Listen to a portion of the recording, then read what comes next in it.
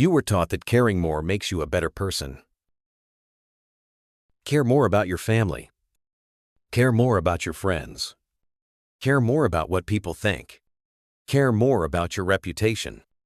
Care more, care more, care more. And you did. You cared so much that every opinion hurt you. Every rejection crushed you. Every criticism controlled you. Because here's what they didn't tell you. The more you care about things outside your control, the easier you are to manipulate.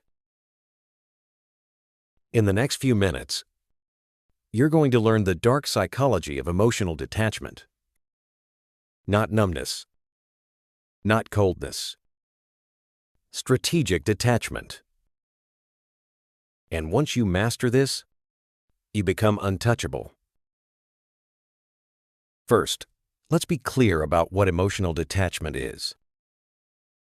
Emotional detachment is not about feeling nothing.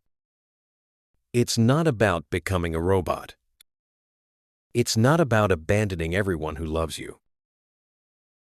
Emotional detachment is a conscious choice to stop allowing external circumstances and other people's emotions to dictate your internal state. It's deciding, I will not absorb your chaos. I will not carry your pain. I will not let your opinion define my worth. Psychologists describe this as a coping mechanism that allows you to react calmly to highly emotional circumstances. It's the ability to be in the room, hear the drama, see the chaos, and choose not to get swept into it. Think about it. When someone tries to start an argument with you, and you just don't engage, they lose power instantly. When someone tries to guilt trip you, and you don't feel the guilt, the manipulation fails. When someone threatens to leave, and you're genuinely okay with that, they have no leverage. That's the power of detachment. You're not running away from emotions. You're choosing which emotions deserve your energy. Now let's talk about why most people can't detach. Because they've been trained, conditioned, manipulated into believing that detachment is bad. Society runs on three primary control mechanisms: guilt, FOMO, fear of missing out, and validation, addiction. Let's break them down. Guilt. Guilt is the weapon of choice for emotional manipulators. If you really loved me, you would. After everything I've done for you, you're so selfish. And if you care too much about being seen as a good person, you fold. You do things you don't want to do. You tolerate behavior you shouldn't tolerate. You sacrifice your peace to prove you're not selfish. But the moment you detach, guilt stops working. Because you realize their guilt is not your responsibility. Next, FOMO. Fear of missing out keeps you chasing things you don't even want. You go to events you hate. You stay in groups that drain you. You scroll endlessly, comparing your life to curated highlight reels. Why? Because you're afraid of being left out, forgotten, irrelevant. But emotional detachment kills FOMO instantly. Because when you stop needing to be everywhere, seen by everyone, validated constantly, you reclaim your time and mental space. And finally, validation addiction. This is the most dangerous one.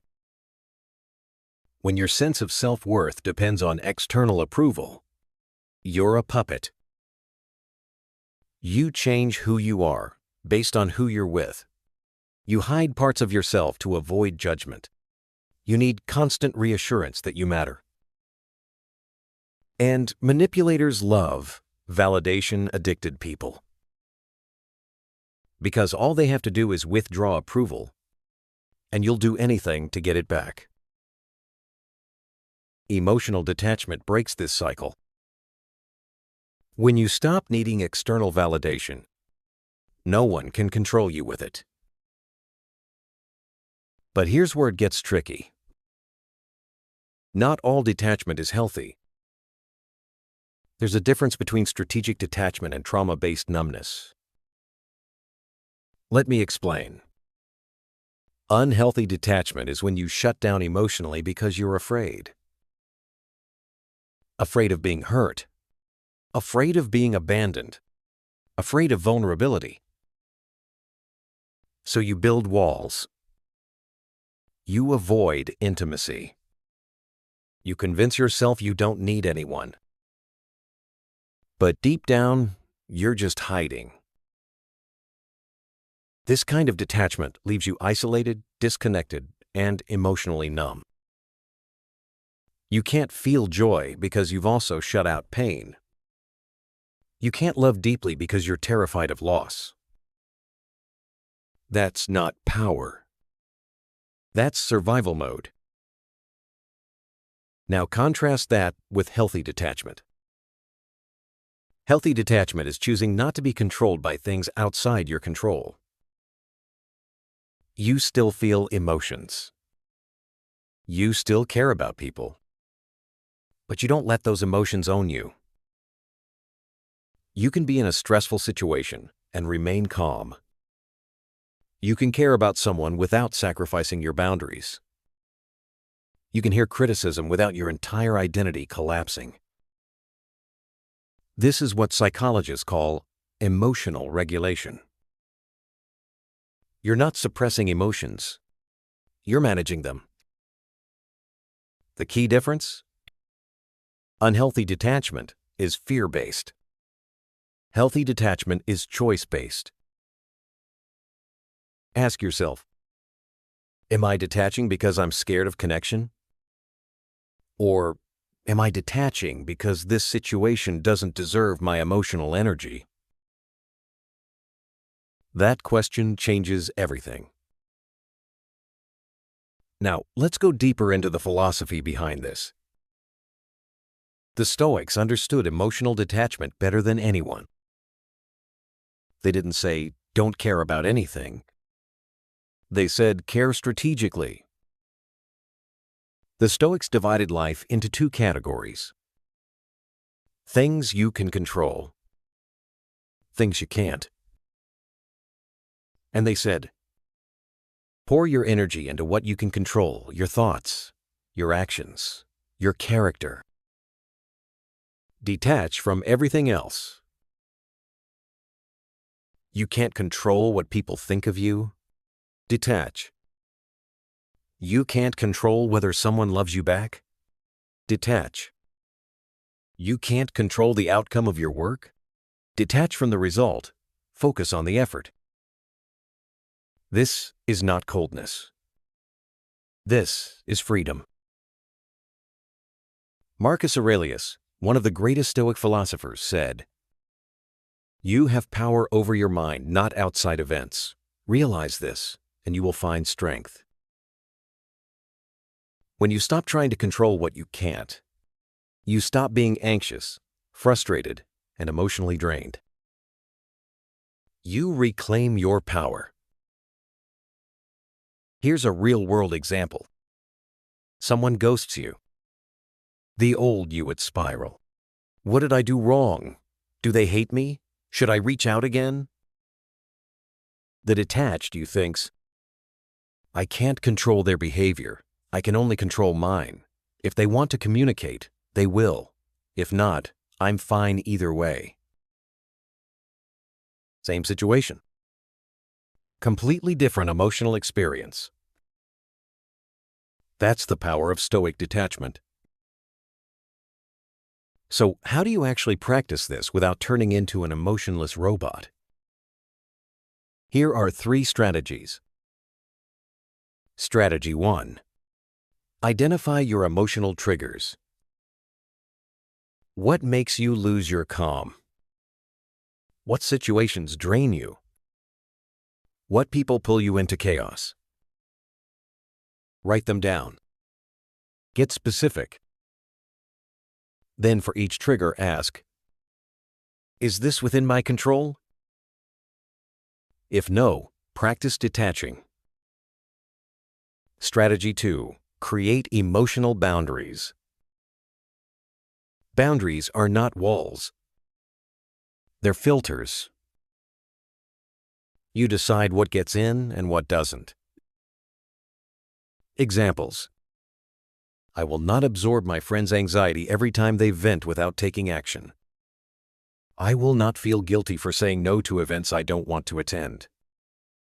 I will not let one negative comment ruin my entire day. These are boundaries.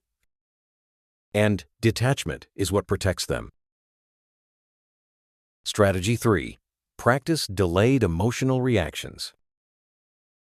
When something happens that would normally trigger you, pause. Don't react immediately. Don't text back in anger. Don't defend yourself instantly. Just breathe. Observe your emotion without acting on it. Ask, do I need to engage with this? Will this matter in a week? Is my reaction going to change the outcome? Most of the time, the answer is no. And that pause? That's where detachment lives. One more thing. You can care deeply and be detached at the same time. You can love someone and still have boundaries. You can work hard on a project and still be okay if it fails. You can fight for what matters without letting the fight destroy you. Detachment is not about caring less. It's about caring smarter. You were not put on this earth to carry everyone's emotional baggage. You were not designed to be controlled by guilt, FOMO, or validation. And you don't owe the world constant availability, endless empathy, or self-destruction disguised as kindness. Emotional detachment is not cruelty. It's self-preservation. It's saying, I choose what owns me. So detach from what drains you. Detach from what you can't control. Detach from people who only want you weak, dependent, and easy to manage. And watch how your life transforms. If this hit you, watch my next video about the dark psychology of being too nice and how kindness, when weaponized against you, becomes your biggest weakness. You're not selfish for protecting your peace. You're finally